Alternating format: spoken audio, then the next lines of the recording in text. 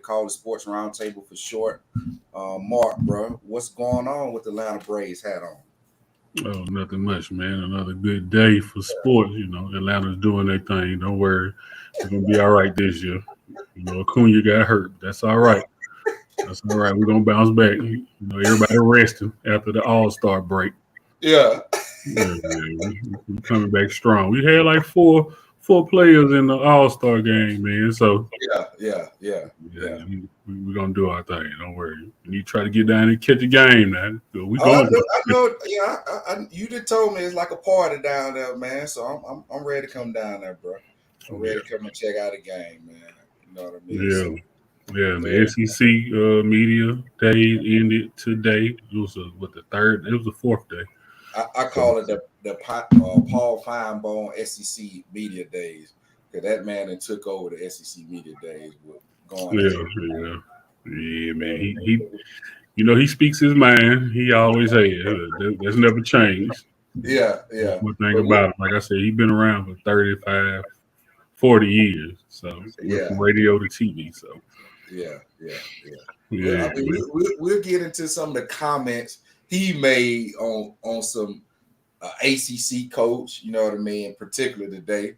So, man, we'll get into him later on in the episode, bro. You know what I mean? Since you got the baseball hat on, man, we'll kick off with kind of like a you know what I mean, some news that came out with the MLB after the All-Star game was yesterday, and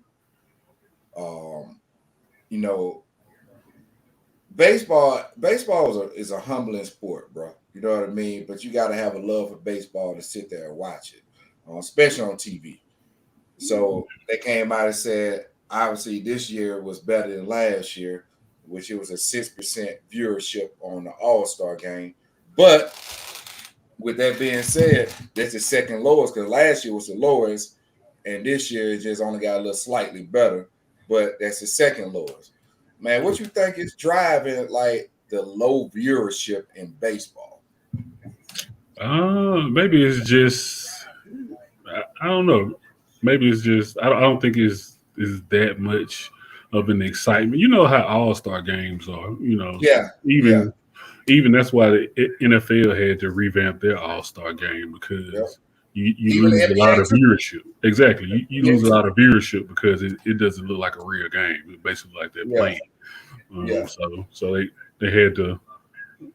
The NFL had to revamp it because they wanted to get more of a competition, a competitive level going on, which they did last year with the game. So, and I think it worked. But I think that's the reason though why the MLB is low because it's already a patient game. So it's feel like people are walking around out there. Yeah. I mean, even myself, I love baseball, man, but it could be. Watching on TV, you got to go to a game and get more excitement from it than watching on TV. It could be a boring game because you look at it's not as much movement as football, basketball, you know what I mean, soccer, stuff like that. So hockey, the same, you know what I mean? It's like real fast movements all the time. Baseball is not, you know what I mean? It's a very humbling, slow paced game. So I always wonder. I think me and you had a conversation, man. I said about like 10 years ago, man. You probably don't remember this, but I think I remember saying that. I said, man, I don't even know if the MLB gonna survive in the next 10 to 15 years, because of how slow it is, the viewership, but also the you don't see as many neighborhood kids going to play baseball. Yeah, I mean, baseball will always be around. They might dwindle from here and there and bounce back, but baseball is they call it the America's pastime sport, basically. So I think it will always be there. You just have to be invested into a program, into you really do a team. Really do. Right. So I mean, I definitely sit there and watch the game. Definitely the Braves game. I'm watching the pitches. I'm watching sliders, change-ups. I'm seeing who's throwing. Is Iglesias in? AJ Mitchell pitching. Who's starting off? Chris Sale.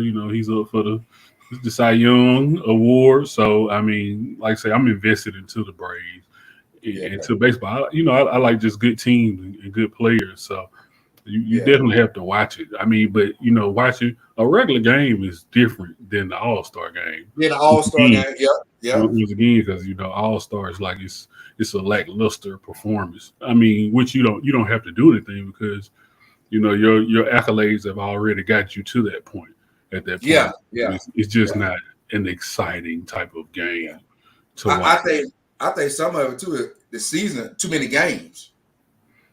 Well, that's baseball. That's baseball. You get what I'm saying? But I think it's like, even if you're a Braves fan, you ain't watching every game. It's a lot of games. You're gonna miss some, you know what I mean? Where if you got, like, say, basketball, you might can catch at least probably 80% of the game. That's a long season. Football, you're not gonna miss none because it's already a short season and there's more intensity behind it. I think that might be a part of it too. It's so long. I can tell you most people that even have an interest in baseball, a lot of them don't even really start watching till after the All-Star break. Yeah, I mean, it is a long season, and I think it all depends on where you're at too in the city. Atlanta is a lively city, so if you go on a Monday to a game, it's because you're going because you want to go. Somebody has a birthday, so they're going on Tuesday. You might have your coworkers all planning to go out on Wednesday, so it's always a reason, and it's always popping. They were talking even on they play it on Valley Sports. Well, yeah, they is. Well, they play the games on the channels. They were talking one day. I think they were playing in the Pirates. They were playing the Pirates, and they were up there at the Pirates, and it wasn't that many people there. And they were saying they were like, yeah, it's different up here to get up to play a game up here than being at home in the Braves Stadium, because on any given Tuesday or Wednesday in the Braves Stadium, it's 40,000 people on a Wednesday. You see what I'm saying? So it just depends on the city, and like I said, and how much people are invested into that actual program. It's different down here for the Braves, because just like we say, the Braves is the team basically of this area. There's Alabama, Georgia, Tennessee. There's no major baseball team. So all these Braves fans gravitate towards the area. Exactly, my point. Fans. Right, exactly. So the Braves have a large number of fans covering a large area. Yep. Even the Panhandle of Florida, they come up. You know what I mean? Mostly once you hit South Florida and down, that's when around that, you know what I mean, Orlando, Tampa area, then down. That's where the baseball fans are true, like either, you know what I mean, Florida teams. Right, Florida Marlins. Right, that's true. Because that's in that Panama City and Pensacola area. They most like a Braves fan also. Exactly. So that covers a large area. I mean, I ain't even say Louisiana.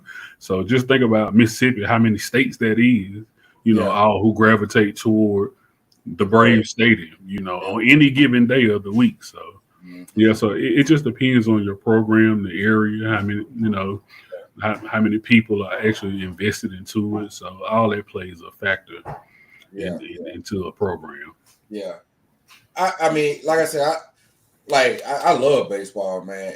It's hard for me to watch every game all year. That's without going there. But I say this, I don't know what they're gonna have to. They're gonna have to. I mean, you know what? They have made changes though. They have made changes to help speed up the game. They made some good changes. I was happy when they added replay into the game. So you know what I mean. They doing stuff to try to speed up the game a little bit. But you already know. Me and you were talking when we were watching all the College World Series. I said, "Oh, hey man, shoot, hey, you already know that's gonna be 3 hours, automatically. Ain't no doubt about it. You know what I mean? It's gonna be 3 hours of straight game. So I think they have done things to speed it up, but it's almost like they're gonna have to pull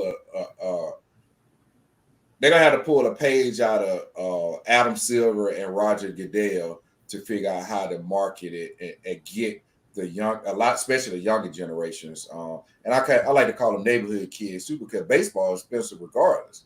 You know what I mean? Like a lot of them will probably go to basketball lot of them go to basketball and football. Probably more interest, more things to do, more excitement, more contact, blah blah blah. But also, it ain't as expensive as baseball. I mean, just between the bat and glove, you probably gonna be paying $500-$600. Yeah, definitely these days the bats are definitely expensive, man. I mean, and the gloves too. An actual bag, you know, a baseball Yeah. bag to carry your stuff. Yeah. But I mean, I think they're doing better, like you said. The MLB, they were showing a program that they had around the home run derby where they going into, you know, neighborhoods, and even South America they were reaching out to the kids down there to help them out, you know, as far as having more involved in the program in baseball. And like you saying, some of the rules that they have with the clock management now with the pitcher, you have a certain time to pitch the ball. So all that plays a factor into it. So they are making changes, you know. So you definitely might see the numbers, the viewership pick up in the years to come. You're right, man. You're right. They're gonna have to make some change. I can say that they're gonna have to make some changes. They're gonna have to make some change. I don't know what it is. I mean, even think about it. The NBA, that was one of the reasons they put the end season tournament in there.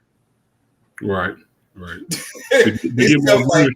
get more viewership at the beginning, but like you were saying, as far as being a lot of games in baseball, there's a lot of games in basketball. So that's why they put that tournament in there at the beginning of the season, so more people will watch during the beginning of the season and not pick up in March.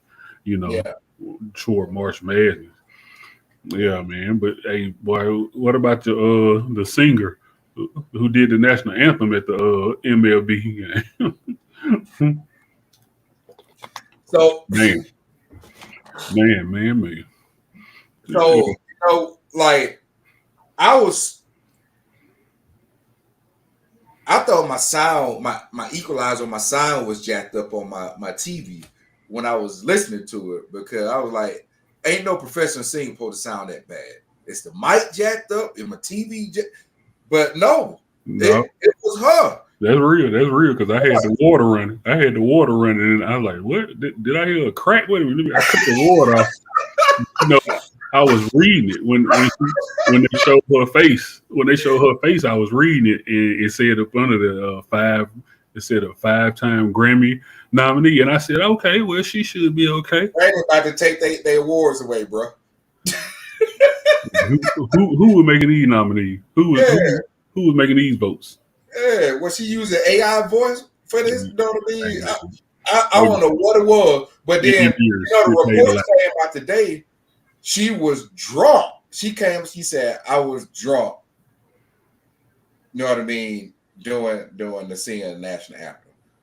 Boy, I mean, thank you for the justification, because I don't think a Granny winner singer supposed to be sound like that ever, even when they drunk. But I'm glad you gave us some justification what was going on. You don't have to worry about inviting her no more. Hey man, look, some sound engineers get paid a lot of money to make those recording artists sound how they sound. You know, they sound terrible sometimes, but that's why they get paid the big bucks, man. Hey, I don't, bro. Auto-tune can fix that. I'm sorry, bro. Auto-tune can fix that, man. Oh my God, bro. Oh man. Then I think she said she was checking herself into rehab the next day after that. Hey, because they've been lighting her up on social media, man. Hey, it ain't right now, man. You can't do nothing without social media. You getting blasted on social media. You mess up, man. I mean, you could be walking right now downtown and trip over a curb. Somebody might be recording, gonna put you on blast on social media, and you don't even know who it is, man. You can't do nothing. That's why so many people love their privacy, man. Nobody, you know what I mean? Like, everybody don't be recording me. They kind of stay. That's why celebrities try to stay away from cameras, move like they move, because man, stop recording me every day of the day. I mean, every day of the hour. I mean, every hour of the day. So, but her, they lighten her up, man. I don't know. I don't know what she's gonna do to recover from that, man. It probably is some refunds on tickets for concerts that she had. Like, man, if I gotta listen to that, I don't want to go. But on a serious note, I hope she all right. I hope she ain't dealing with alcoholism, and then what I'm saying. I hope she all right. If she got to check herself into a rehab. She about to. She was social drunk at that. She about to get, checking the rehab drunk after that one, man. She finna go from She finna go from like Belvedere to Mad Dog 2020. The way they doing on Facebook. That's asking for money on the street, though.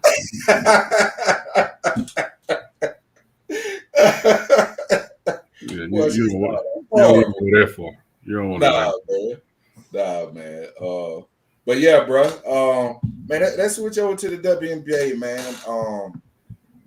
Where the NBA is going to be signing that new media deal, NBA media rights deal. One of the things that the TNT piece, they losing it to other stations or whatever.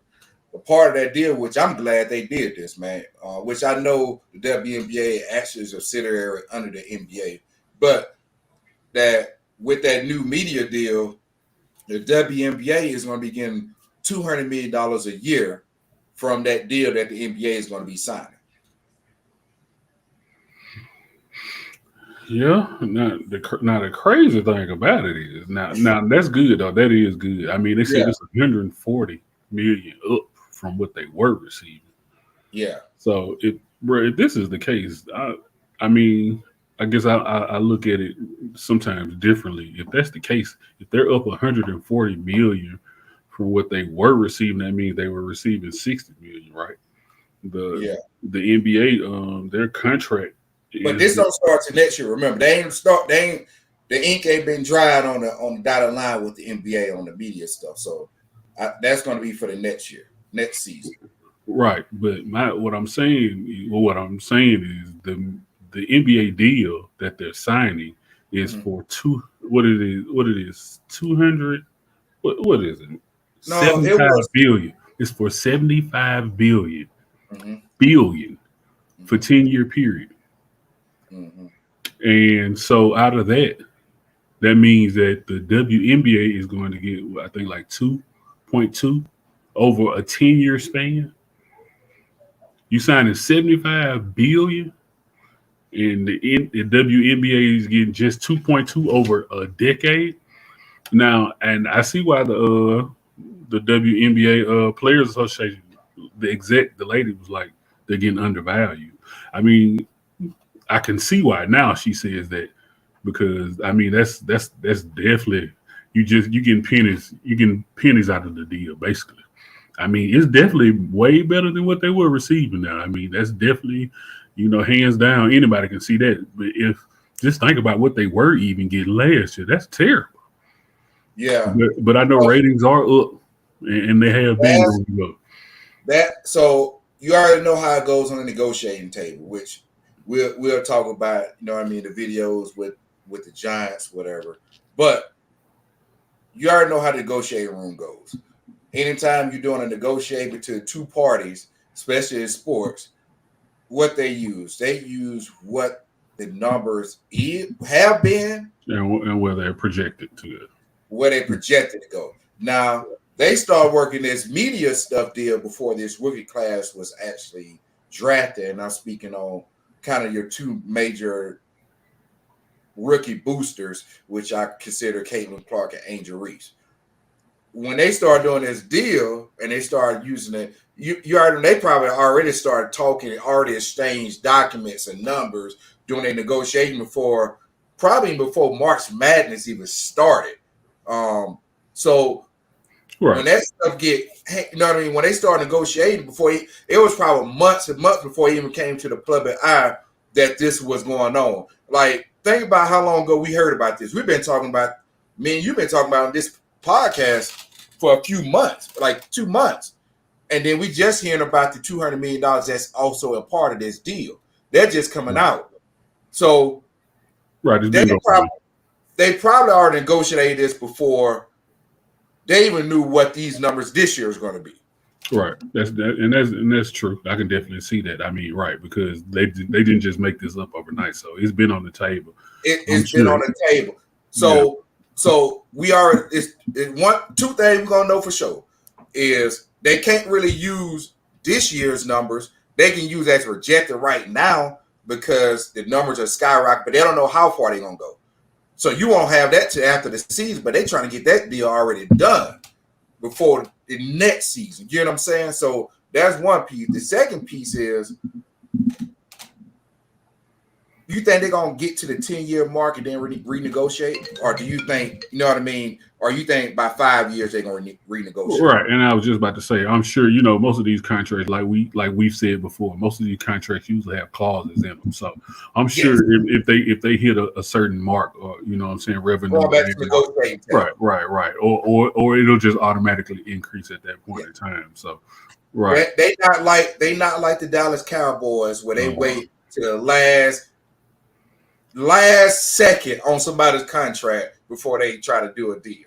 It doesn't matter. You got to pay him anyway. If he's worth it, you got to pay him. CD Lamb is going to get paid anyway. I don't even know why you even go here. CD Lamb is going to get paid anyway. The man is the top four receiver, not even 5, top 4 receiver in the league. He's going to get paid, man. Why are you worried about Jerry Jones' pockets so much? Golly, bro, the man is going to make the big bucks.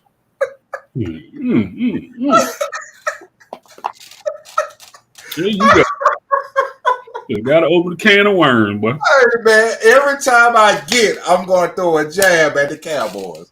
I don't know why. I'm going to throw a jab at the Cowboys, man. But like I said, just because they get $200 million, maybe 4 years from now, maybe 5 years. Once they hit a certain number, like you said, they might have a threshold, which I can see. It might be $350 million, you know what I mean, after negotiating $400 million. You know what I mean? But also, I gotta say this. They still ain't at NBA numbers yet. No. They got a long ways to go. So of course they might have mile markers, like it might be 200 mils, but we don't know we have that whole contract haven't been released because they're still doing all the finalizations on it. So that's gonna take a while. But it might be a point in there where if they hit these milestones, it might be an automatic boost to 300 million. Mm-hmm. Yeah, and they've already scheduled for, like we said, they're adding 2 more teams. I think what they said by 2028 or 2026, something like that. And they're already in discussion. They're going to play more games now. So But so it's coming. Also, the NBA gonna get to the WNBA. At some point they're gonna have to be not relying all on the NBA. You know what I'm saying? And that's when they're going to try to get their own, and which they're getting to that point. You know what I mean? They is going to get to that point. It might still be a partnership. It might be still kind of a subsidiary under whatever. Mm-hmm. But they're going to get to a point. I can't even, maybe 5-7 years to a point where they're not going to be self-reliant on what the NBA is paying them. Yeah, they're going to have their own departments, their own exec. I mean, as far as in the media rights go, covering that aspect of it, the marketability of it, and who's getting paid what. They're definitely going to have, like I said, their own union or players or own attorneys on that side, to cover them and to make sure that they're getting paid the correct amount, you know what I'm saying, from the NBA. So, but it's all.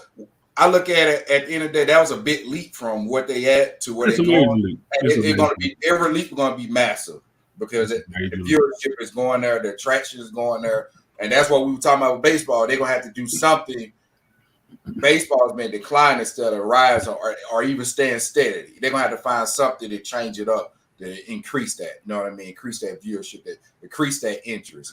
And, I mean, it could be it. So, I mean, it's hard to say, like you look at it's hard to really say, you look at kind of like the basketball, WNBA, NBA, then you look at football. You can follow somebody from, college, your favorite player in college, like say Angel Reese, Caitlin Clark, whatever. I just use those two examples because they kind of the big names as of right now because we're in the WNBA season. That people follow them. They literally they're followers from college to pro, which blowing up the WNBA. All right. Baseball, once you get drafted, you ain't going to the majors. You got a lot more steps you got to cross before you get to the majors. Right.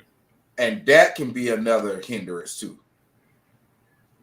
Because you might not see your favorite player in a major for like 2 or 3 years. Yeah, that's real. And that's why Paul Skeens, for him to do what he's been doing, like having 7 no-pitch innings, like 6 games he did it, throw 10K strikes a game, they said nobody's put up the numbers he's had since like the 1800s, so like 1892, 93 or something. But that's the reason why, because you don't usually see those players as a rookie.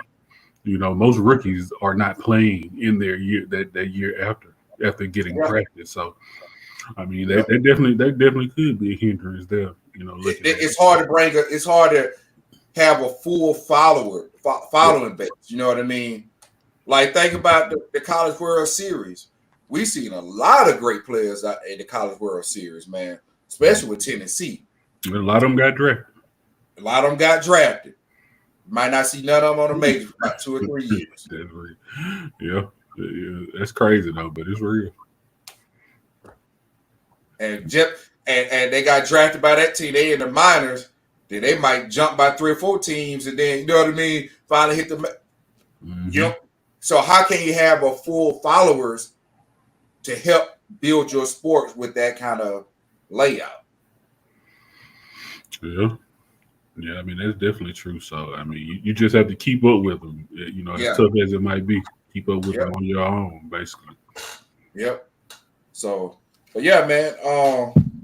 Bro, let's talk about the. We'll go back. We'll segue to more basketball, man. Talking about the Team USA. Well, let me ask you though, who at this point, who is leading? You already know what I'm talking about. For WNBA Rookie of the Year? I already know it. Who's leading? As of right now, on Thursday, July 18th, it's July 18th. It's got to be Caitlin. Got to be. It got to be Caitlin.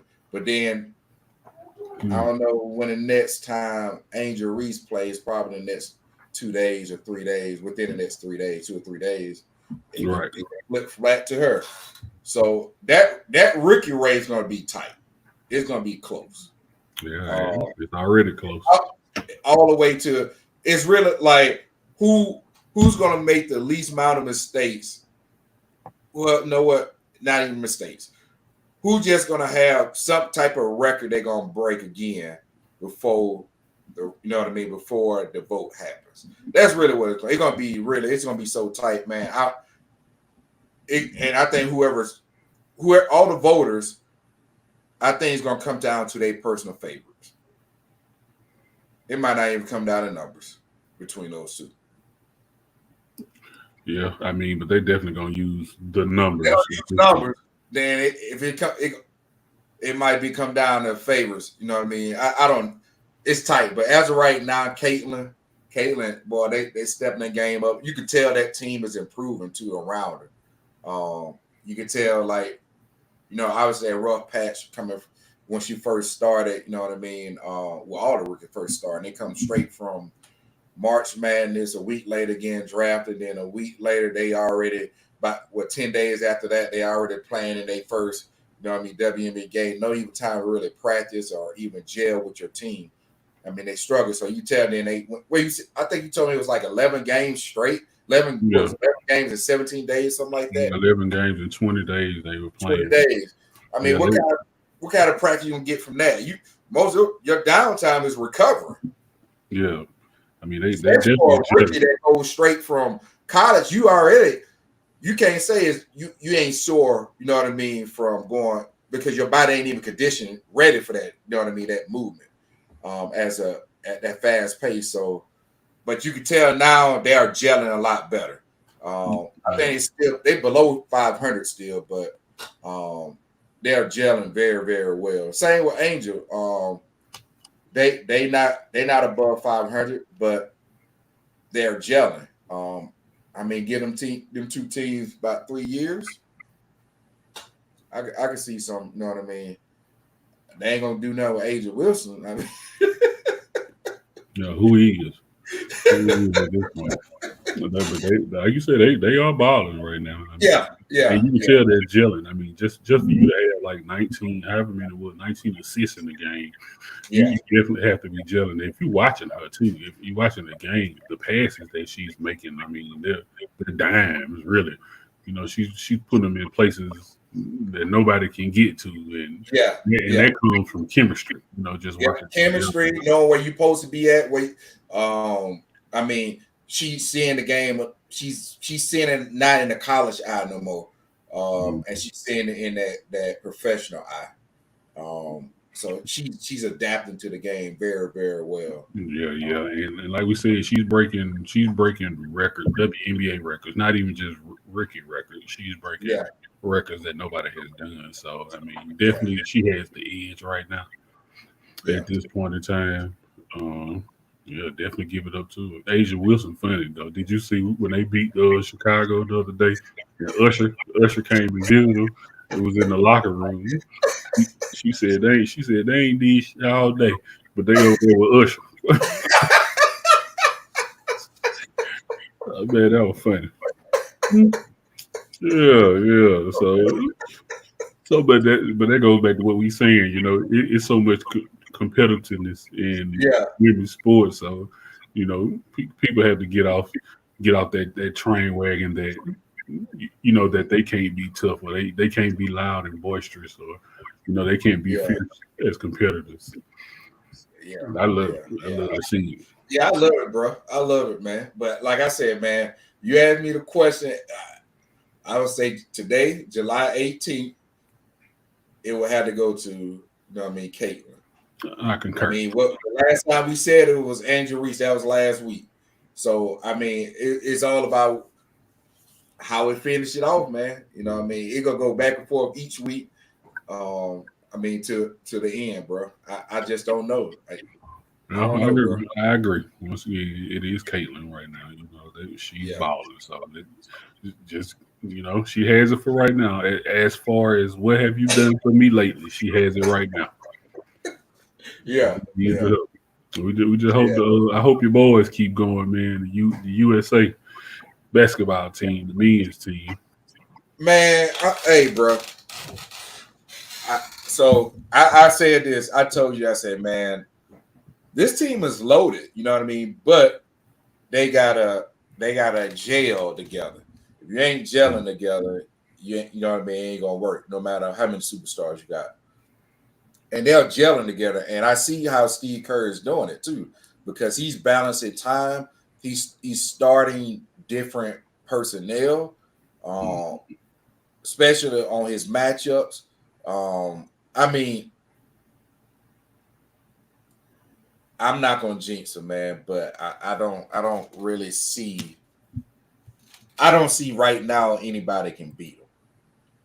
I really don't. I don't see anybody can beat him. Nah, me neither. I don't want to jinx. If they lose, they're gonna beat themselves. Always, just like always. They're gelling. They're getting it together right now. I mean, they said that they might have to play Djokovic and them for the gold medal. That's what they were saying. So I mean, and they did Djokovic and them kind of bad at the end of the game. I mean, they started out in the hole, but if you watching the game, you can tell they're gelling. Like by their passing, you know what I'm saying, alley hoops, and, you know what I'm saying, who knows where somebody else is going to be. You can tell that it's picking up. So I mean, if that's who they got to play, then they had their number. Yeah, I mean, and I say this also. You can tell everybody's playing on teams saying not feel like they have to feel like I got to take over this game for us to win it. Right. You ain't seeing that. Everybody's literally everybody's good on their team, man. Anybody go get a basket. You know what I mean? And they're playing that way. They're not playing like they're on individual teams where, hey, we down 5. You know what I mean? I gotta hit 2 threes for us to win this game. Mm-hmm. You understand that? You know what I mean? Because everybody has a different skill set, but everybody can hit shots. Everybody on that roster can hit shots. You know what I mean? at the highest level, under the lights, whatever you want to call it, in the biggest lights possible. They all have done it. So I think you ain't gonna have that issue. So that's the reason. That's a big reason why I say I don't want to jinx them, but I just don't see anybody beat. Yeah, me neither. But like I said, they just got to keep it going, man. At this point in time, as long as they do that, they'll be all right. Hey, so it's this funny video out, man, showing how other teams playing against Team USA's how they reacting to it. I'm gonna play this, man. Against Team USA, the best hoopers in the world, the big bad USA. They got Steph, the best shooter. They got LeBron, the best player. Yeah. But this is what we're going to do. We're going to double Steph. Because how you going to shoot when he double, right? What about KD then? We're going to double KD. Does 5 players on the team. Simple. What KD about double. Okay. New plan. So this is what this is new play, y'all. This is what we're gonna do. All right. So we're gonna attack their bench. So right when the starters get tired, they got to put the bench in. We're gonna attack the bench. Okay. So y'all make sure y'all conserve y'all energy. And when the bench come out there, boom, out about 50. Easy. Who on their bench? Oh, they got Anthony Davis, Anthony Edwards, Devin Booker, Tyrese Halliburton, and Bam Adebayo. Yeah. Bam Adebayo. See? I got them. No, we don't, coach. So all them from USA. A nigga named Bam. Yeah. Well, see, so they cheating. Joel Embiid, I know he not. LeBron, this nigga French. Come on. LeBron not French, man. LeBron. That's not enough. We can't beat them. LeBron. We can't beat them. You can't beat Steph. AD. No. KD. Oh. Nah. Hey, y'all told them niggas I could beat the USA. They was going to be raised. You're not getting that raise, coach. Why you telling that? Didn't you play in NBA? I was on a 2-way. I had a 10-day too. Y'all niggas told me y'all was in the NBA when we started. That's why I told them I said, what, y'all want to quit? Yeah, might as well. Yeah. All right, so I know. Yeah. Hey, he didn't even name Jason Tatum either. Right. That's how they feel for real, probably. That's a lot to match up with, man. Boy, that's a lot to match up with, bro. That's a lot to match up with. Yeah, that's tough. It's tough playing. Like I said, if they lose, it'll be only by their own mistake, only by their own hand. Yeah. I don't see them. I don't see nobody beat them, bro. I don't see nobody beat them, man. Hey, man, I'm gonna switch over to kind of, you know what I mean, a pick number 55 in the NBA draft, getting more, you know what I mean, views than the number 1 draft. Mm-hmm. But he finally making some shots, bro. He doing his thing. He finally making some shots, bro. I mean, he was Brick City. They say he got a nice brick house, man, up in California right now. And he just keep throwing up shots. They put the, you know what I mean, they put the cement down, put another brick down, man. But he doing better, man. He doing way better now at this point in time. So, like I said, he's just gonna continue to get better. Like I said, he has the right coaches around him, man. Just give him a little time. I didn't know if he need LASIK eye surgery, man, because bro, he wasn't getting nothing. Yeah, he showed it. It was a tough couple of games, those first couple of games. So yeah, I mean, bro, like he settled down a little bit. Hey, I think Dad and call him like, hey man, you messing up the family name, man. You messed up the family name. But I already told you the young one, what's his name, Bryce. Now you ain't gonna have no issues with him. Bryce is gonna be a dog. Yeah. I've been watching a lot of his AAU videos, man, between him and Carmelo's son. Bro, they got every move and you can imagine. They score every way, and Bryce is 6'5" already. Right. So much taller. You know what I'm saying? Mm-hmm. So height ain't gonna be, but hey, That man. That you ain't gonna have to worry about him. Any question ahead about Bronny, you ain't gonna have to worry about that Bryce when Bryce come out. Like I said, man, last time, I just give Bronny a little more time, man. Like you say, he's progressing, he's getting better. It's just still the summer league. It ain't even exhibition season. It ain't preseason yet. So give him a little time. Who gonna coach the team? Is it gonna be LeBron James or is it gonna be JJ Redick? Both. You know, Bron gonna do his thing now. He's still gonna have his input in coach. I mean, that's just like Michael Jordan. Michael Jordan still had his footprint on the coaching. Yeah. Mike still call. He'll call a play. You know what to do. You know what to do when you're on the court. Give him the ball, get out the way, run the shot. And like he said, he told Paxson, man, I'm getting the ball to you. He told Steve Kerr, give him the ball to you, man. Take the shot. So, hey, he still had his handprint on his footprint. So, but I'm just happy to see. I'm just happy to see him finally making some shots, man. Because I know for you know what I mean. You look at a hooper, man.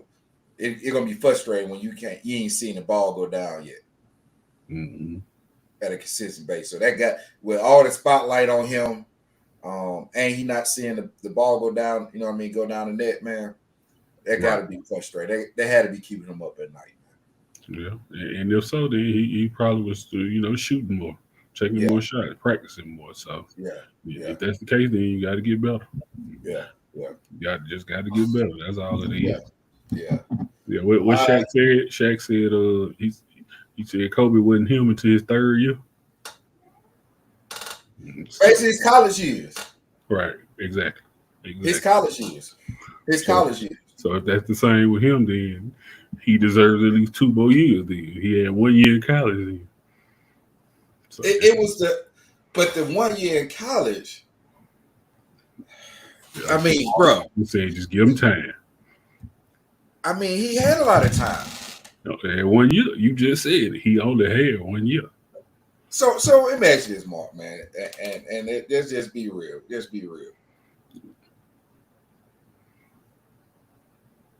The way he was averaging 3.3, whatever, 2.3. I think it was 3 points a game. I just give him 3 points a game. I can't remember 2.3 or 3.3, but I think it was just 3 points a game.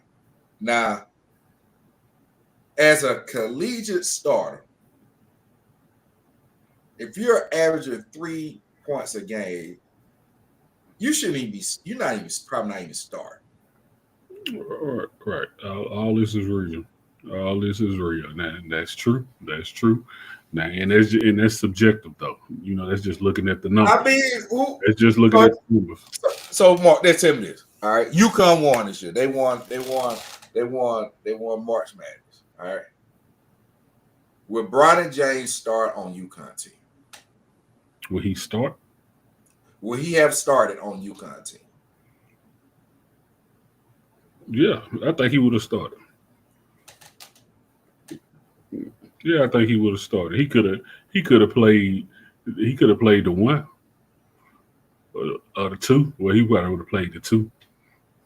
Well, no, he would have played the 2. Bro, he wouldn't have played. He wouldn't have been a 6 man. He could have played the 1. So, all right, you know what? Your team, Alabama. Will he have started at University of Alabama this year? Who position he would have took?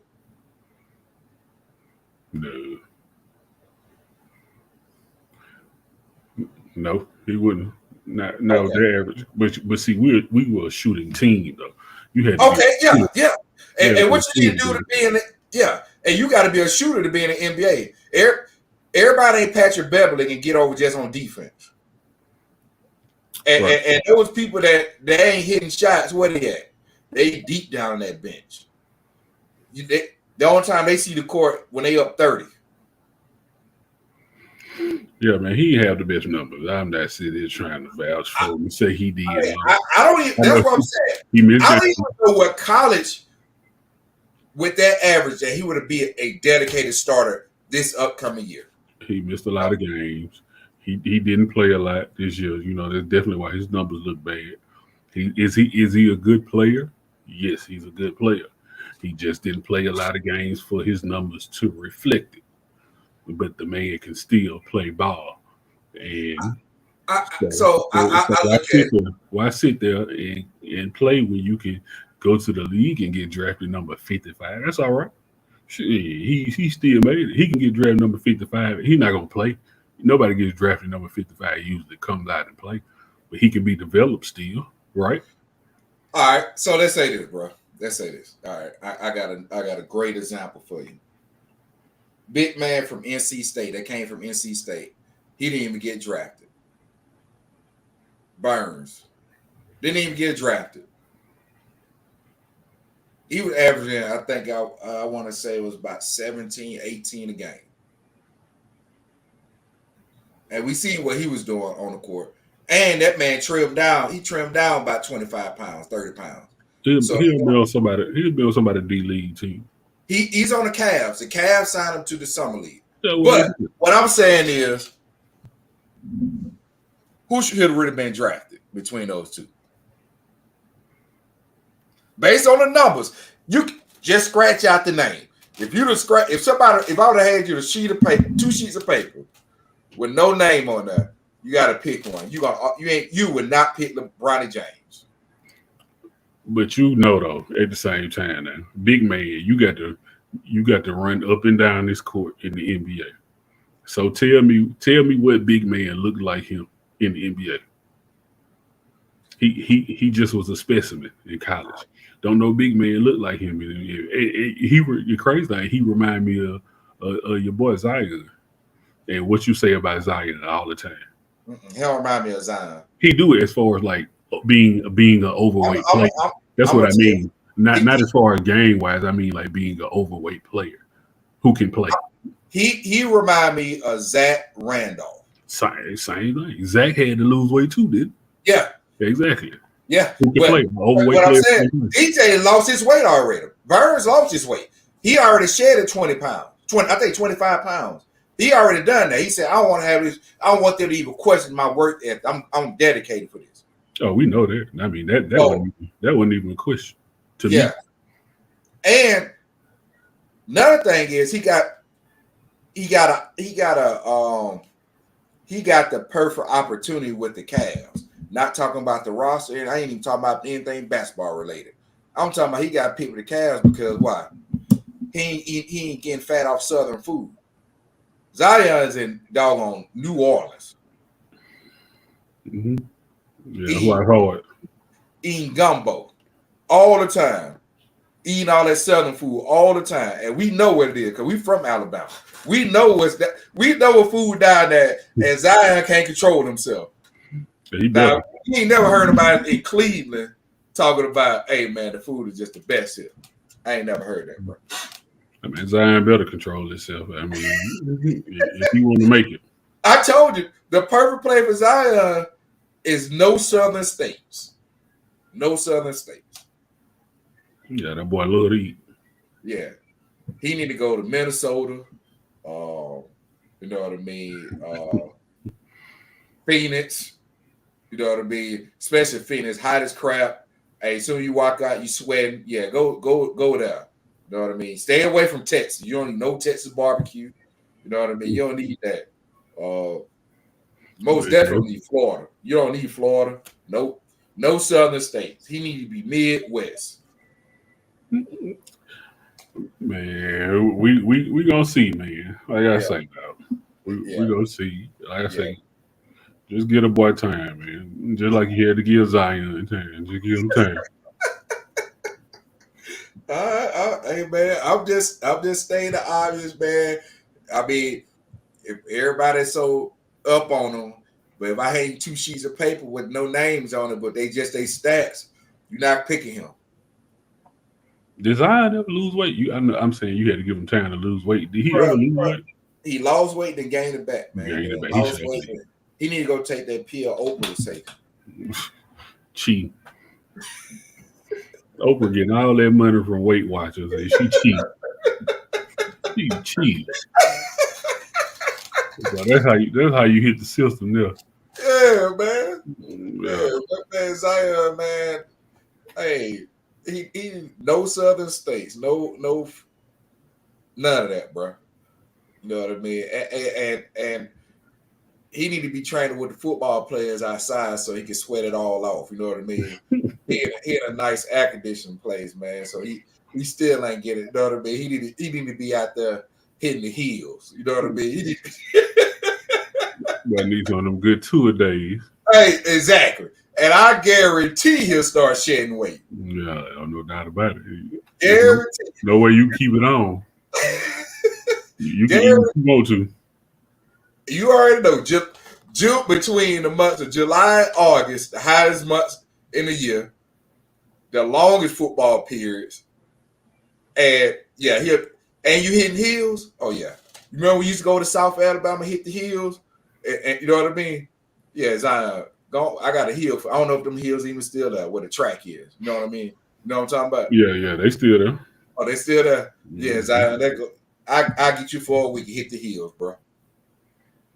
Man, they should have banned our football field in high school. Red dirt with the sticky thing. You do it up down. You got them little sticky things stuck in your hand, all on your sock. You got to peel them off. That was no place to play football. Mm-hmm. Hey man, speaking of ball, your boy finally signed Caleb. And because I heard our last podcast, I was like, man, I don't know why he ain't signed. And it was the next day, I think. Yeah, it was next day. The next day. Yeah. So I seen why. This ain't saying that was just the reason why, but I think I seen why it might have took a little longer for him to sign. Because he's making a business move with it. So he formed a LLC to have his salary get paid to the LLC, and then he take a loan against his LLC. No, that was smart. That really was. That was genius of what he was doing. And then they turned. Did you see? They made a rule. They turned it down. I guess he requested that, and it was that, and they said a forgivable loan, which is basically kind of like the same thing. Yeah. But I guess he put that on the plate, and then they thought about it. Then they made up a rule in the NFL that you couldn't do it. I'm like, what? Hey, he found a loophole. That's what it is. And they went to the drawing board and they made a rule to say you can't do it. Yeah, because they were like, man, they finna start banking on us. Yes. Yeah. Without paying little taxes. Yep. So they knew if he do that, he just opened up the floodgates. Everybody about to start doing it. It was brilliant. It was brilliant idea. So let me tell you what that means. You know, last episode we were talking a lot about the NIL money. You know, we spent a good minute talking about NILs, the benefits, even from the high school level to the college level. High school and college level with the NIL. But one thing you pointed out said you just don't want to see 30 for 30s or why people blowing their NIL money on bull crap. You know what I mean? Get some financial literacy around it. Right. Caleb, that shows you why he with some financial literacy, bro. And then they tried to say he must have an attorney or somebody who doesn't understand the game. He understood the loopholes. That man understood exactly what to do. He knew exactly what to request and what's. Oh yeah, we finna hit y'all because what he trying to do, make a lot of money and keep it where he's paying minimal taxes. And then they were trying to say that they don't know who brought. They were saying they don't know who brought that to the table because he kept saying, you know, his legal team is handling all that. He don't have anything to do with that. So they were saying, you know, they don't know who brought that to the table because I guess the NFL basically can only talk to certain individuals. Yeah, so they got to be approved by the NFLPA. Right. So they were saying, right. So who even presented that information to them? Yeah. Hey, the man they had great ideas. They had some great plans. And I guarantee it's not about to stop. It's not about to stop. No, it's not about to stop because you're going to see more and more of this with these kids that's already making millions and finding loopholes, you know what I mean, getting part. I hope that when you said that, hey, I hope I don't see 30 for 30s on kids blowing money. What I'm scared of, I hope I don't see 30 for 30s where kids get their money took from people saying, hey, I can help put your money in places that you ain't figured out yet, and stealing money, because that's happened to a lot of professional athletes, especially football. Right. That's been going on. Exactly. Yeah, they've been getting got like that. Yeah, but I think also these collegiate coaches and these boosters will, they might got a little bit more protection and guard around these college players, because the booster ain't gonna want to see you broke, because they want you at this school. Nah, we got the people for you. You know what I mean? They making sure they ain't just throwing you out to the wind. Here's the money, and you figure out what you want to do with it. I think they're protecting. Even the coaches are protecting them. Yeah, so, and the best thing, or the better element of it, as far as college and the NFL goes, is, or NFL team, is a college build the right program around a student, a financial literacy class, or something that all the teams got to go through or take, or information that they'll give them. I mean, in the NFL, they're not going to do that, basically. I mean, maybe the NFLPA, I know they do little programs and stuff like that, like rookies entering the NFL, but the colleges, they'll definitely do more, to make a player, more mindful and better at the knowledge, of what to do, with the money and how to save it, where to put it, as far as that goes. So, yeah. I mean, the NFL, they about to see more of this. No doubt. I don't know if the NBA is starting to see it, or they might. I don't know what rules or people but NFL, they about to see more of this. Because I can tell you right now, Caleb is not done. You know what I mean? I think he's going to come with another angle on this. You know what I mean? And then it's going to be some loopholes that's going to get exposed in the next year or two. Yeah, at first that's how I was. I was like, what is he doing? Why is he not saying? You need to be, it's time to come on. It's time to lock down, get the training camp, do what you do. But once I got the particulars, I was like, oh, that's smart. They doing it the right way. And it's so crazy. Like I said, they presented what they wanted. The NFL said, let me think about it. We made like a week or two later said, nah, we made a rule. You can't do it. They closed that loophole quick. They said, we're they're not playing fair. They are not playing fair.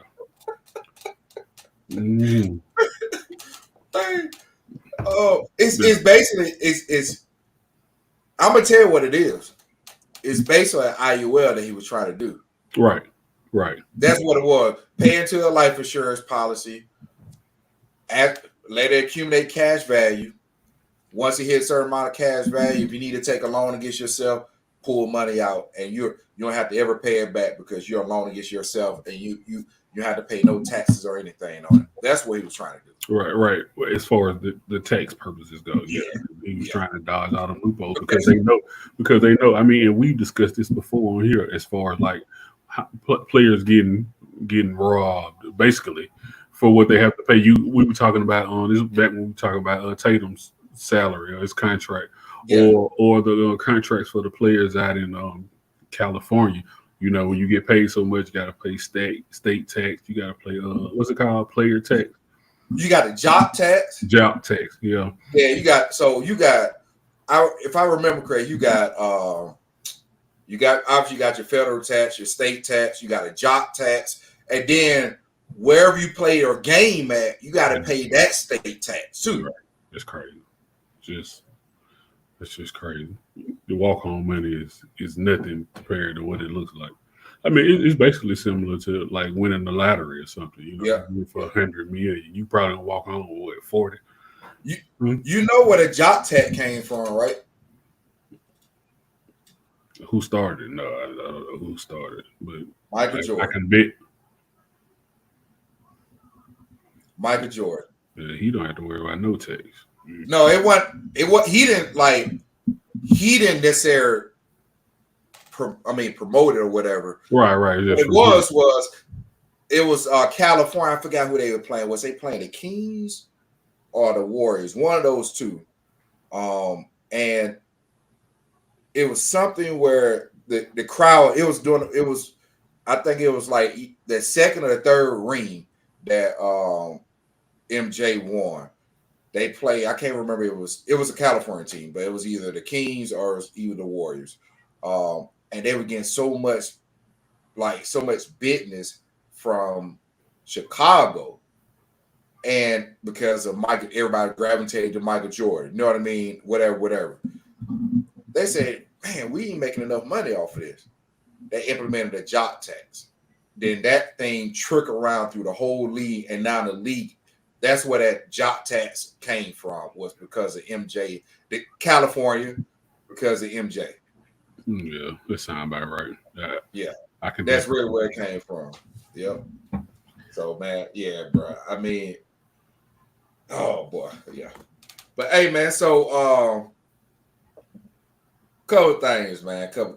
Let's talk about some football, bro. Let's talk about some football, man. Go for it. We'll start off with pro, then we'll finish off with college. Let's start off with pro, and it's going around all the social media platforms about the Giants. You know what I mean, on Hard Knocks. All right, and before I even, you already know what I'm talking about. But before I even start this, last year, Rondé Barber. I think that's Rondé. Rondé was a running back, right? Cheeky. Cheeky Barber. Yeah. He was a running back at the Giants. And when Saquon decided to leave and go to a sign with Philly, Tiki had a lot of stuff to say. You know what I mean? Kind of throwing jabs at Saquon, like, you should have never left. You know what I mean? You ain't tried hard enough, or y'all had the deal on the table, blah, blah, blah. You know what I mean? He would publicly blast him on social media, whatever. And Saquon said, man, he said, you don't even know what I went through to even try to stay with the team. They didn't want me, this organization. They didn't want me. They wanted to pay me nickels on, and pennies on a dime. And Kiki was basically saying, hey, tell you what to give, because you know what I mean, that's the best offer you're going to get out there. All right. Now they set themselves up. They set themselves up. Now it came out on Hard Knocks what really happened. Mm-hmm. Yeah. I feel like, man, that's anything, especially as a grown man. If you're wrong, be as loud as you was when you was wrong when you do your apology, because you ain't apologize to that man after what you should apologize to that man after what these videos came out. As far as how the GM say, oh man, we ain't franchise, we ain't gonna go through that. Hey, you know what I mean? We don't want to pay $12 million. Hey, go out to test the free market, then let us know what it is. Or we want to be able to match that anyway. Now the owner's upset because it went to your rivalry team. Mm-hmm. They were thinking nobody would pay him now. Like, is anybody would anybody do that? Who would pay him? Yeah. The Eagles. So I get it. Only thing I can say with the GM, I think the situation kind of jacked up because that man really wanted to be there. That's the first thing. But only thing I can say I could agree on is I understand what they said, because he had multiple injuries, multiple ACL injuries, ACL and another mad injury, whatever. He been out maybe 2 years worth of injuries, man. So I completely get that. And me and you had like months and months ago, and we were talking about, man, I asked you a question. I say, man, have you noticed that they're trying to phase out the game of the running back position? And that seemed like what he's trying to insinuate. Oh, we just get somebody to draft, man. The running back position not important. That's how I took it from watching that crap and how you treated them. And this man really want to say, then you upset that he went to Philly. Yeah, the running back position is just another position until it's the playoff time. Until you got to really lean on the run game. When you need the run game is what gets you from game 1 to 2 and 2 to 3. And it's crazy because they can't fade it out, but what they do is they they diminish the value of it because and that's exactly what, like you said, they just think it's another position. And that's why the running back contracts, the highest running back contract is the lowest end of a wide receiver contract. Yeah. You know what I'm saying? So, and they made it that way, and that's all their fault. So, if you know what you have in front of you, just go and pay it up. You know what I'm saying? Your organization making $1 billion anyway. Who would want to lose Saquon? I mean, he's a great running back. It's that salary cap that's real tight, which I still to this day is complaining about why they don't have a luxury tax kind of format like the NBA, where if I go over the salary cap, you're gonna hit me with a luxury tax. That'll probably solve some issues, but whatever. They could have paid him. They wouldn't. I mean, they because right now Daniel Jones is not worth $40 million. You're worried about what Daniel Jones doing. That man is pure trash. He is trash. I mean, he's decent, but he's definitely not worth 40. Now I agree with you on that. He definitely not. He ain't worth. He ain't worth 40, bro. And the reason why I say he's decent because I can see the blame that's going on around him as far as coaching goes and coaching, the line, what I mean. Right. But that line that comes down to coaching. You might ain't got the right schemes for what your line capability is. Your offensive line coach might not be that good. Right. That's why I can't put it all on you. Yeah, I mean, bro. People feel like you can plug and play everybody, and you gotta fit the right scheme. You know what I mean? So, like, you look at, I mean, I do a comparison with Chris McCaffrey with the Panthers and Chris McCaffrey with the 49ers. Chris McCaffrey, they got him just doing everything, and he really kind of consider him as a power back. Okay, now you look at. And that's why he was getting beat up a lot and injured. He's definitely not a power back. He's a scat back. He's a scat back. 49 treat him as a scat back. He might run across. He might, He'll put it. He'll go between the numbers. He'll go between the guards. Like, but not often. They are counters. They're gonna do. You know what I mean? They're gonna jet sweep them. You know what I mean? They're gonna do outside runs with them. They're gonna put them in slot. All these different things. You gonna move. Because he could do that. You know what I mean? He know how to get away from everybody. He know how to he's if you really tell the truth, he could be a Welker. If you really tell the truth. Like he'd be just a straight slot dude. Yeah. To be real. So you're so flexible with him, but he's in the right scheme too, because that's how they run it. They run a lot of jet sweep. They do a lot of eye candy to get you off. You know what I mean? A lot of motion, all that type of stuff. McDaniels at Miami, he'll be a great fit for that. Baltimore, no, because we need what Baltimore scheme. They like to run power ball. You know what I mean? They like to run it. They don't run off. Well, if we do have a fullback, they'll run I formation on you. You know what I mean? He's not that. You want CMC in space. So and why did the Ravens lose in the playoff? What did they stop doing? Stop running the ball. And, Perfect example. But you want to run it back. What is the defensive coordinator? What happened at halftime? You remember the story? The defensive coordinator blew up on the offensive coordinator. Like, why did you stop running the ball? What are y'all doing? Running the ball. Yeah. They got into it at halftime because of that. He's not there. And me and you play defense. We want the offense to be on the field as long as possible. What? That's giving you a break. Mm-hmm. Let's give you a rest. And you're playing the doggone Chiefs that got speed all over. And Pacheco, that dude's a powerful runner, and he ran a 4.3. Man, I need a break from chasing this dude, man. Man, that's real. You better not. As a defensive player, you hate three and outs. Yeah. From your offensive team. You hate your offensive team because as soon as you sit down, you hear defense.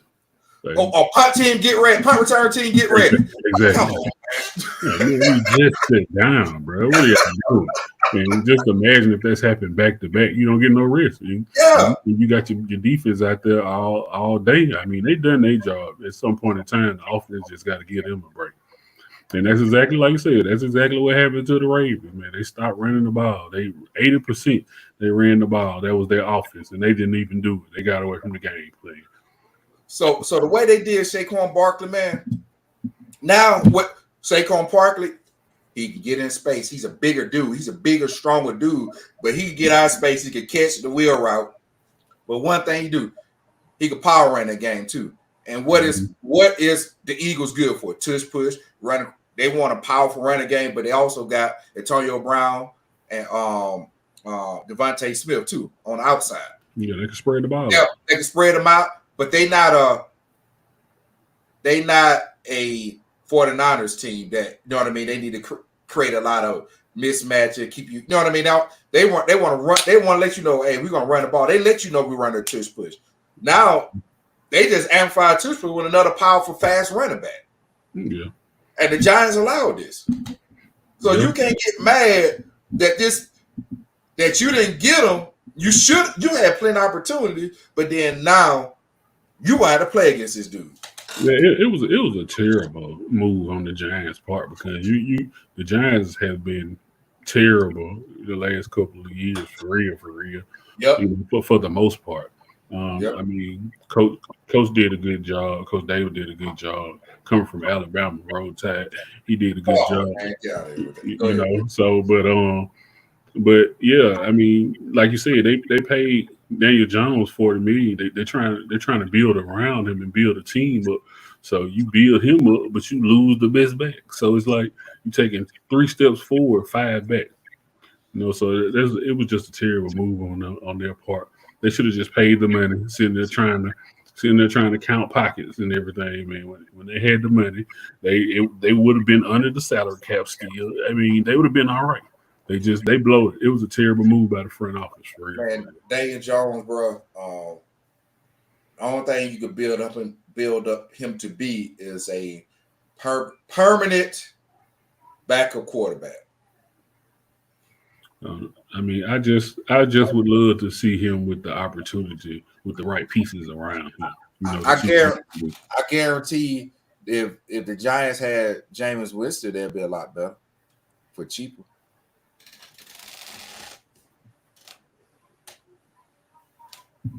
Was this a joke? I'm saying serious. I'm dead serious. Jameis Winston. Yep. Jameis is a great competitor. Hey, what you said? Period. That's it. That's it. I love his tenacity. That's how he approaches the game.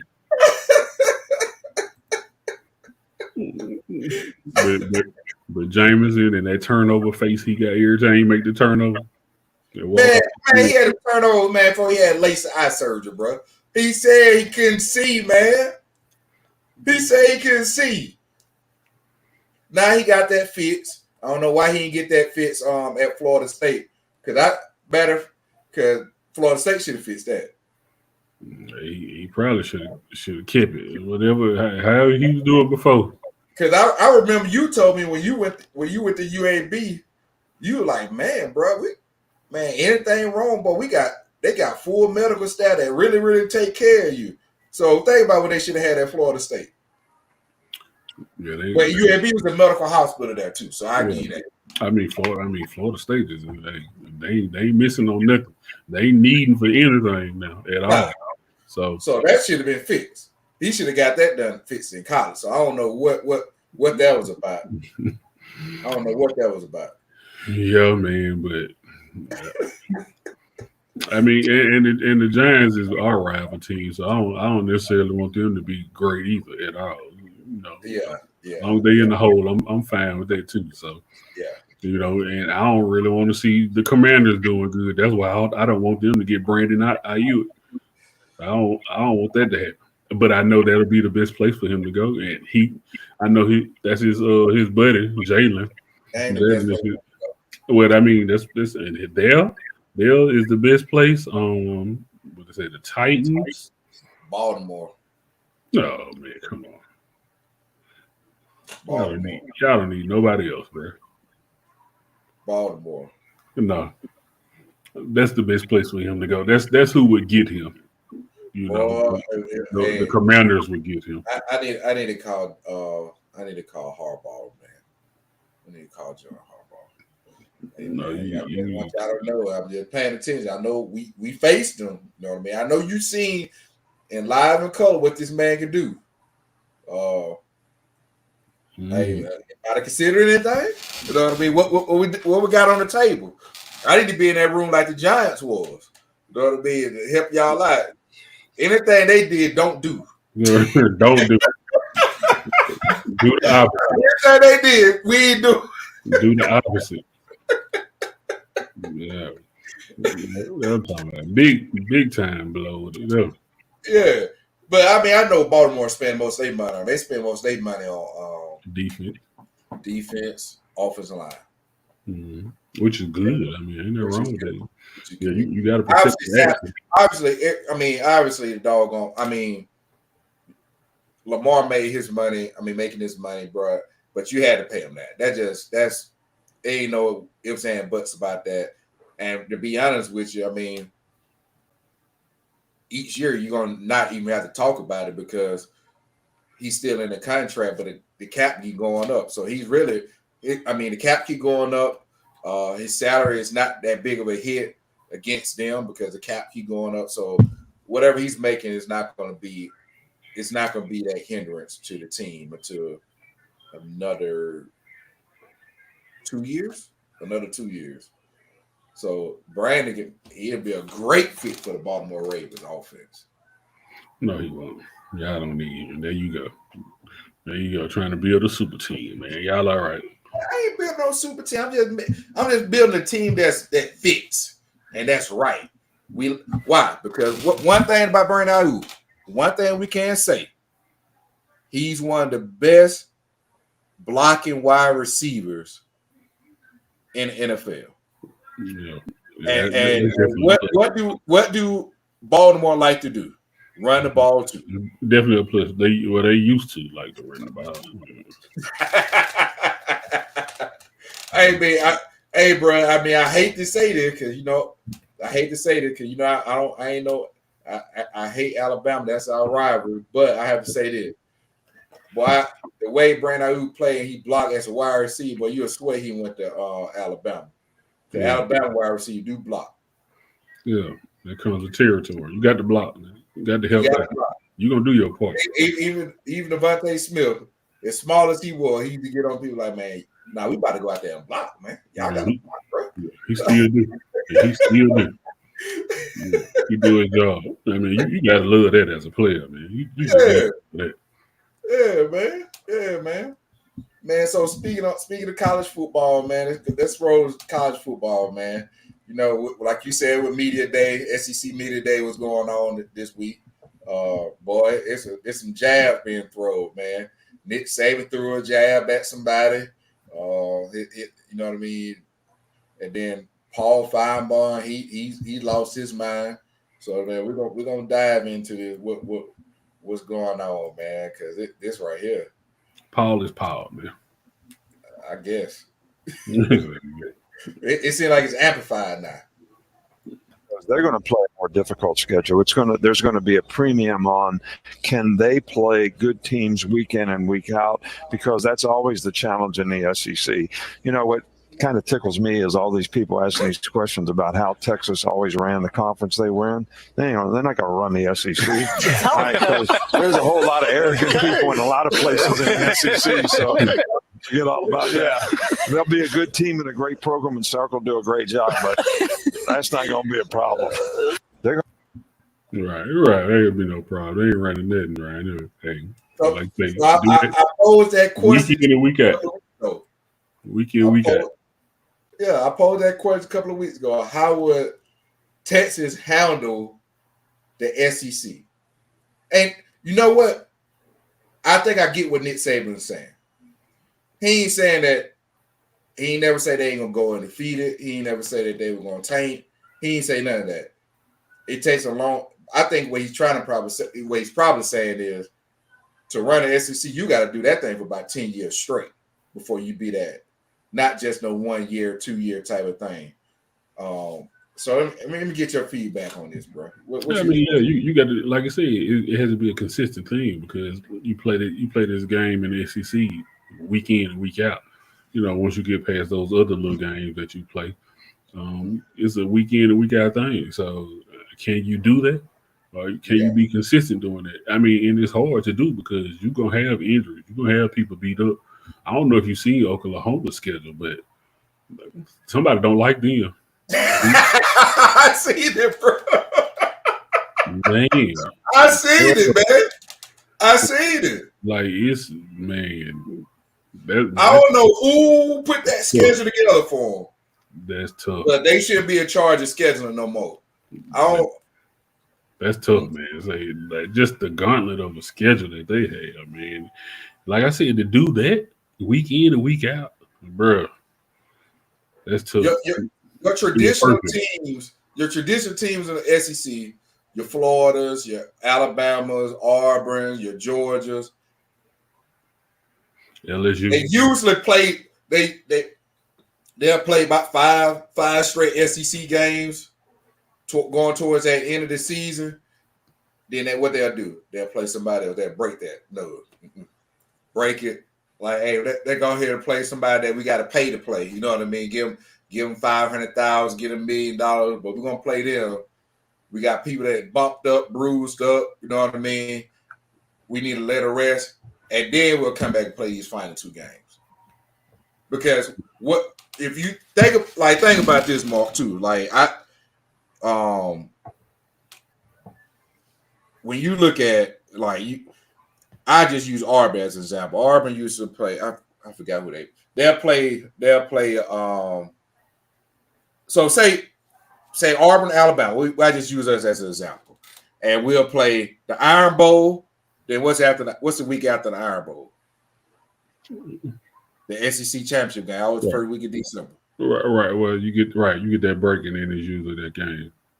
That following week. It's that following week. It is that following. Yeah. Yep. It's that following week. It's the SEC championship game, and then traditionally, what used to happen after that? That's if you make it to a bowl game or make it to whatever, are you prepping for it? You know what I mean? Mm-hmm. So usually you want to have a break either right for Auburn or Alabama. We usually try to have a break game either before that, right before that game, or 2 weeks before that.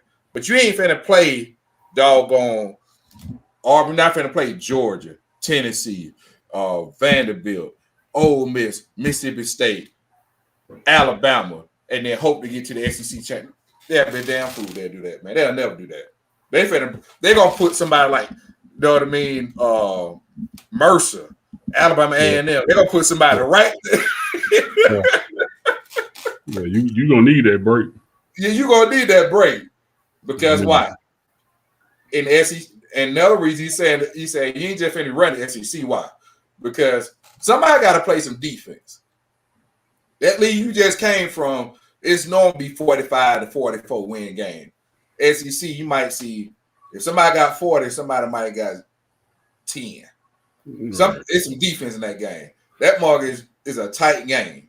Yeah, that's tough, man. Like I say, it's what you have to do week in and week out. And like I say, with the last 2 games of Oklahoma, after everybody they played, their last 2 games of the year, Alabama and LSU. Like the last 2 games, because it's like Missouri, then they got an opening day, and then they got Alabama and LSU. I mean, even Missouri gonna give you a headache. So it's a lot. It really is. I got their schedule pulled up, Mark. I feel bad for them. They play. Who they? Oh, all right, I got it. They got it. From September 21st, starting. They starting into SEC play because what the world? They first 4 games they don't even play an SEC game. So that's the problem right there. You don't even by that 3rd week you need to play at least 1 SEC game. So they going 4. They playing Arizona, Temple, Houston, and Tulane. Then they go right and play Tennessee, Auburn, Texas, South Carolina, Oklahoma. They do got a break. They got Maine. They play Maine. they play Missouri, Alabama, and then Oklahoma. I mean, then LSU. Man,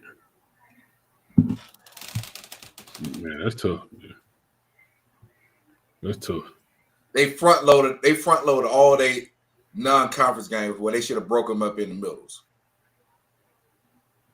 Yeah. You should have broke them up in the middle. You should have broke them up in the middle. You're gonna need that break before you get to that main game. Yeah. You're gonna need another break. Big break. You're gonna need a big break.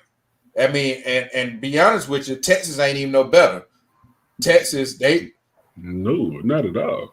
They jacked up too. They first 4 games is non-SEC games. They start out with Colorado State, Michigan, Tulsa, and Louisiana Monroe. Then they go play Mississippi State, Oklahoma, Georgia, Vanderbilt, Florida, Arkansas, Kentucky, and then Texas A&M. Yeah, that's tough too. That's definitely tough.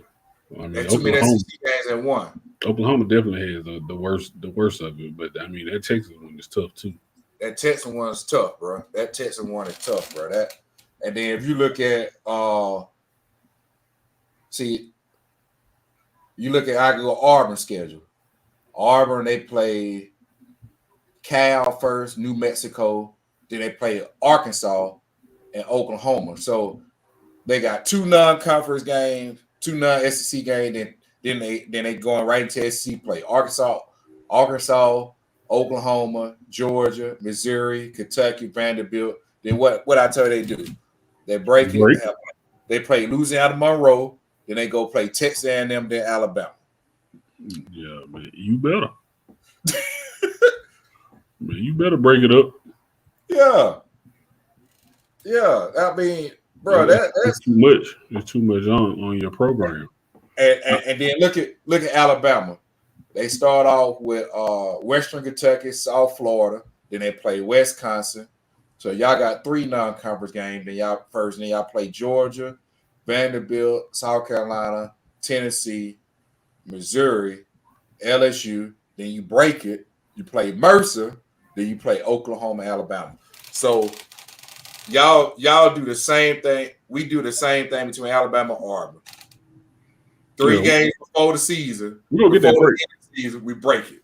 We're gonna get that break. Yeah. I don't care what you say. We're gonna get that break. It's only right. Yeah.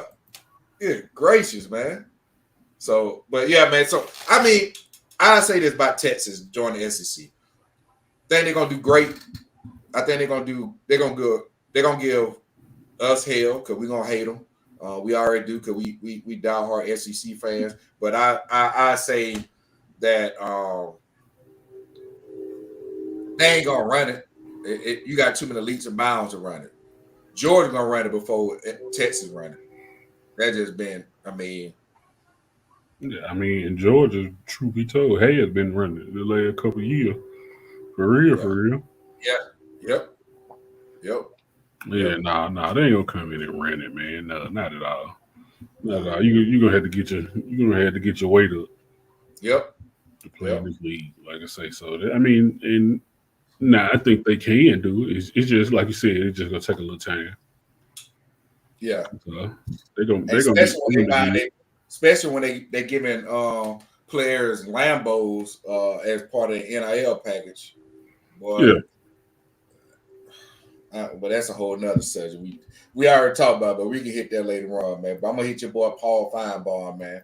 He taking jabs at I know he's an SEC guy, you know what I mean, but taking a big jab at the ACC people at Dabo.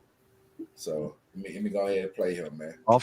Probably see some guys head off to Arizona and train. You'll probably see some situations like you see in the NFL. Ravens are in the playoffs. They got it locked up, right? They got the bye. They got one more game that really means nothing. You play Lamar in that game. Maybe you're 11-0, and you got that rivalry game. But, you play your biggest foe next week in the conference championship, and if you win that game, you're going to get a bye. Those are things that are probably decisions you'll see play out all throughout college football you'll probably see some guys. Do you think that CFP expansion makes this season less exciting? No, not at all. And I found it ironic, Christina, that Dabo Swinney is upset about the new system. I mean, he hasn't been to the playoffs in 4 years, and he's not going this year. So, Dabo, just get over it. I mean, you're going to be watching it from home. Enjoy it. This is the best thing that's happened to college football in a long time, and leave it to Dabo Swinney, the curmudgeon, even though he's still in his 50s, telling all the kids to get off his lawn. I mean, I don't know what's wrong with this man. He's won a couple of championships. He's had great teams. His dynasty and his era is over. So enjoy the $10 million a year and be quiet. And be quiet. Hey, be quiet. Hey. So I'm gonna go back to it before we go to Paul, man. I'm gonna go back to Dabo. I see exactly what he's saying, because I think what I'm understanding him saying was, you know how, and I use Baltimore as an example. Baltimore this past year, when he used example as Baltimore, they clinched the playoffs before they last week of the season. All right. They already clinched, they already had a bye. What they did, they rested a lot of their starters. But who was our last game? Our last game was our rival, was Pittsburgh Steelers versus Pittsburgh Steelers. So now what he's basically, and then what happened to us in the playoffs? So, you know how some people blame, hey, if it's a bye week, boy, we hate bye weeks because we want to keep rolling. So now we're going to transition that to college football, where if you make the conference championship, are you going to give your players bye time off or whatever if they clinch the playoffs before the championship game or whatever? How are you going to treat that? You know what I mean? I think he's looking at like, they're gonna be getting bye weeks because of, and people gonna rest the player. Then now people gonna not be fresh, and they probably gonna lose. I mean, coaches gonna do what coaches do, man. I mean, yeah. I mean, just worrying about that, you just bringing up scenarios out the air. That's all he doing. Yeah. But he's looking at it at a play. He's looking at it like these playoffs is kind of like the college playoff is kind of like going to be like almost like an NFL format. Yeah, but who cares? I get what he's saying about it. I understand what he's saying about it. What he's trying to get across. I get that. Who cares? I mean, if coaches rest their players, then they just rest their players. See, you've been watching Paul Feinbaum too much. If that's what they want to do. I mean, if that's what they want to do, then a coach is going to do that. 9 times out of 10, that's not going to happen, though. You know, in college, they're going to play. Players are going to play in college. Nobody want to rest. Yeah. Like you say. There hasn't been no scenarios of rest because only time it's been rest was people bail out. Not to say bail out, that's the wrong word.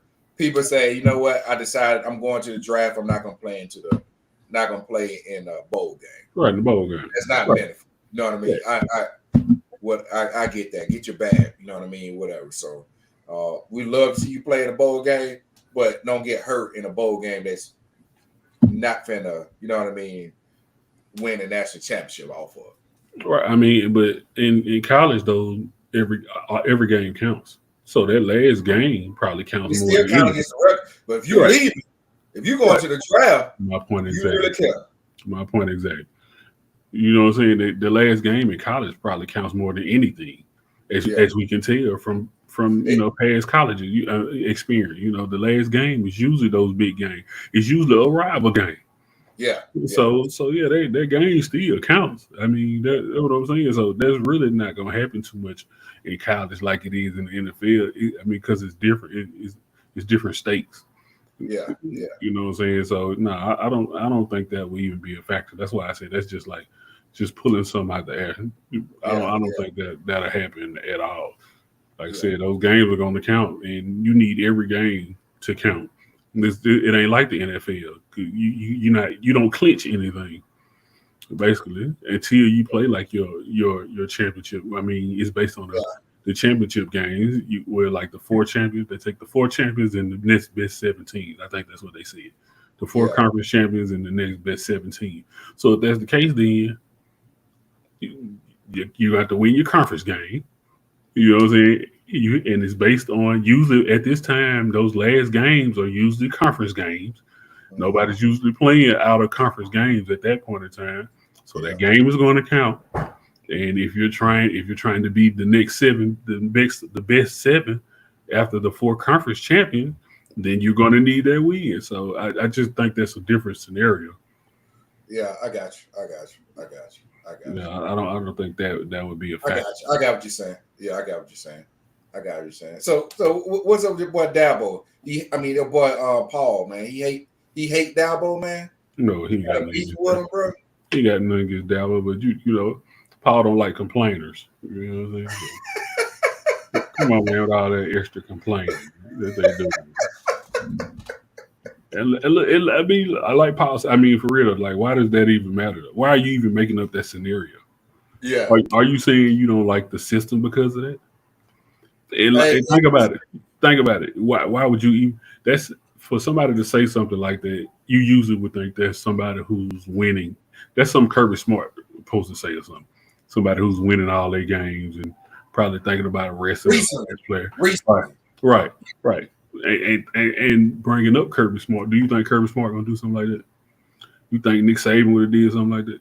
No, it's not the caliber of these type programs right here. Maybe in the ACC, maybe that's something they would do. I'll say this.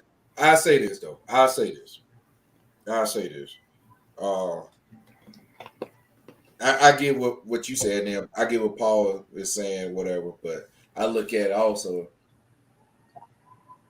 I mean, how many coaches right now that's coaching professional? I mean, not coaching college football right now. You know, they are professional now. Well, yeah, that money got money maker. But I mean, the college coaches right now actually have rings and have multiple rings. No, it's not me at all. So I mean, what that's on the gripe I was complaining about with Paul Feinbaum. He was like, he said, man, he ain't won anything in the last 4 years. But shoot, how many people won? I mean, he won though. I mean, he's like, so tell me who. And to be honest, we can't even call Nick Saban there because Nick Saban ain't even coach no more. Right. I mean, he wasn't necessarily taken away from him winning what he's won in the past. He was just basically saying, okay, he hasn't been here in a long time. And what he said in that too, in the whole interview, he was like, why would you even be griping? Because, you know, maybe with your record that you've been having, you would have gotten to the playoffs. Mm-hmm. So you haven't been able to make the 14 playoffs, you know, definitely in the last 4 or 5 years at this point in time. So what's the gripe? You talking about players taking off? I mean, and look, I didn't even, and I'm not taking a jab at Dabo either at all. I understand what Paul was saying. I don't know I don't like to speak on nothing that's out of context anyway. So I didn't hear the full conversation in the first place. Yeah. But based on, you know, just speaking on the situation and what he was saying and what Paul was saying, you know, like I just don't think I don't think that's a big scenario though for people to be resting in college like the NFL. I don't see it, man, unless I'm trying to remember right now. What conference don't have a conference championship game? I can't remember. Was it the big? No. One of them don't have a conference championship game. And I can see if one, and I'm just throwing hypotheticals out there. I guess that's what Dabo was doing, hypotheticals. One of the conferences don't have a conference championship game, go undefeated.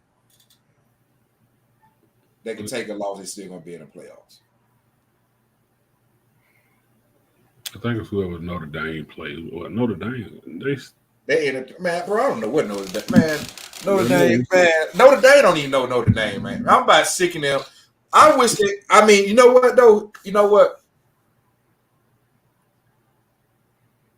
Me and you talked about it because me and you both agreed and said, man, NCAA. I can see them trying to get. I can see conferences coming together, especially the SEC and the ACC, trying to get rid of the NCAA. I can see that wholeheartedly, and maybe that's why Notre Dame never wanted to deal with, you know what I mean, be independent, because they don't want to. They have to deal with less bull crap from the NCAA. And congrats to them if that's the case. They did the right thing. So, but that's the only thing I can think of. You don't have a conference championship game. You go undefeated. I take a loss. I still gonna be in a championship. I mean, still gonna be in a. I'm just gonna take a week off. You get what I'm saying? That's basically what the Baltimore did this past year. I wish we would play our starter because that's our rival game with the Steelers. So now I got to hear the Steelers talk crap. Oh, we beat y'all, blah, blah, blah, blah, blah, blah. Man, we need to have our starters out there, man. But it ain't our fault. You know what I mean? Just stuff. You know, so right. And like I was saying, though, NFL, you clinch the division in the playoffs. But you can. But so what if it's a scenario where you got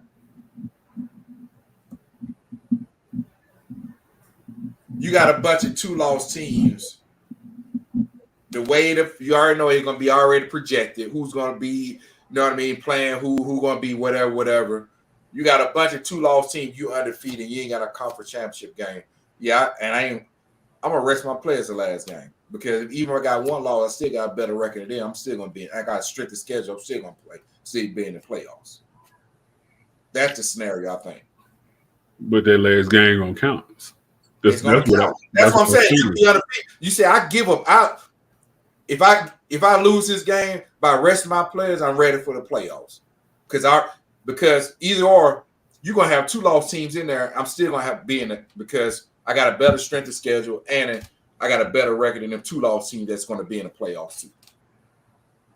That's what I think that's what Dabo was trying to say. But I just don't see it. Like I said, I don't know what. I don't see because college football is so much passion. Right. I don't know what the question was. I don't know what the question was that they asked him for. Well, I think they was asking him, and I'm assuming they was asking him something about the playoff format. I guarantee that's what that question. Right. I can guess that. Right. But I think at the same time, he's probably saying how to lay out and what he think could happen from it. Maybe he's disagreeing with 12. I personally thought it was going to be 8 this past. When they went from 4 to 12, I thought honestly, I didn't think they were going to go above 8. I didn't. But then also, you already know it's a business. It's a money game. They want to make, I'm just saying make more viewership on these bowl games, the Sugar Bowl, all those bowl games, the doggone.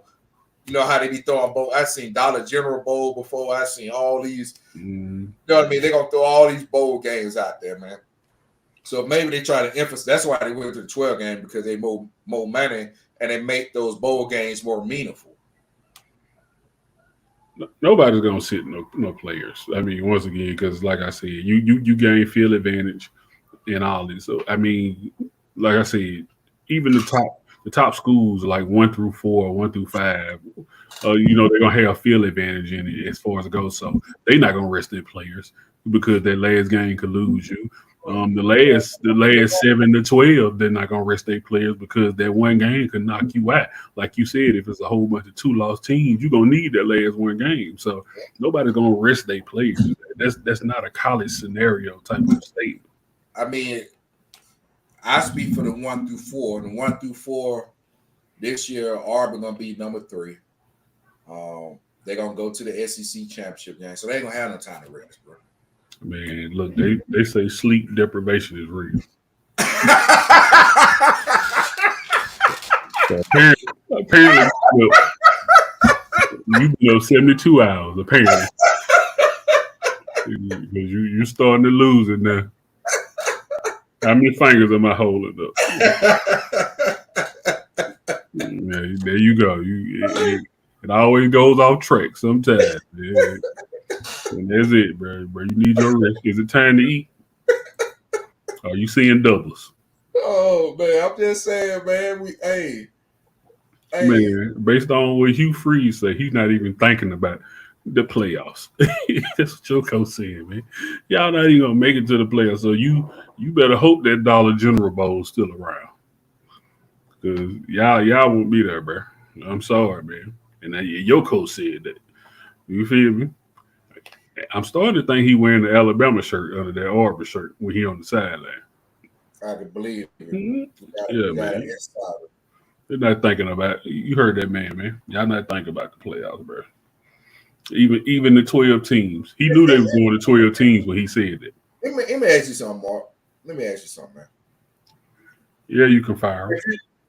If you, I ain't gonna even say. If you heard your coach say that, and you was at a Power 5 SEC school, you heard your coach say that, how would you feel? Pissed. Get him out of there. So I'm wondering, either he's doing this as a tactic to get into his player's brain, or you truly believe that.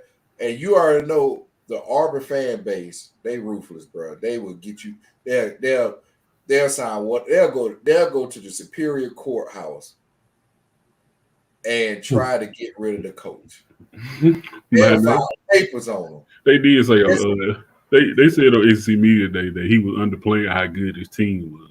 So I don't know if this is some type of tactic or a ploy that he has, but I don't want to hear it. Don't say that. Don't tell me. Hey, you already know. Hey man, I say this every year, but I ain't busting out the armor stuff until, you know what I mean. But I got to see some SEC games first, man. I got to see some SEC matchups, not Alabama A&M the first game. I'm talking about. I don't care what that score is. I don't care. Yeah, Alabama A&M, all right this year too. Man, stop that. But I'm gonna say, the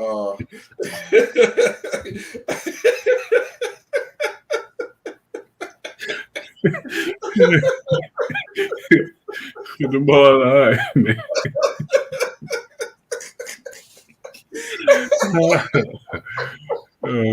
The ball, man, but I think we played Georgia early in the season. Well, I see how it pans out with Georgia. Yeah, I might call you. I might bust out 2 or 3 shirts. You know what I mean, beforehand, but I ain't bust out the whole stat. You know what I mean? If we got a recording and we lose to Jordan, I might have to cancel the recording. No, don't do that, man. I need some mental time. You know what I don't mean? cancel it now. Hey, talk about this. I got the Holy Bible here for my prayers that's needed. If Hugh Freeze is speaking nonsense like he keep doing, and it comes true, man, because you already know I can't take it, bro. I can't take it. Yeah, man. I can't. Keep that close. But you know what? Before I get mad, we got a million Auburn fans. They gonna load up, and they gonna get them out of there, bro. And you know, by weeks 5 and 6, they don't care about finishing the season with you. Yeah, man. Y'all got the Philip Fulmer curse going on right now. That's what happened when you get rid of the wrong coach too early. You just got to keep going through this revolving door for years and years and years, man. Yeah. But man, hey, Mark, bro, man, hey, there was another great episode. Hey, thank you everyone that joined in to listen to us. We look like we got a couple live viewers still. That's still on up. Thank you. Please subscribe to the channel if you haven't. Please come follow us.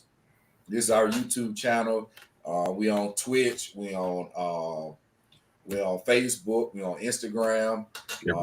We go live about twice a week, and then once we get farther into the summer, towards that August piece, we probably might increase it some. But please join me and Mark.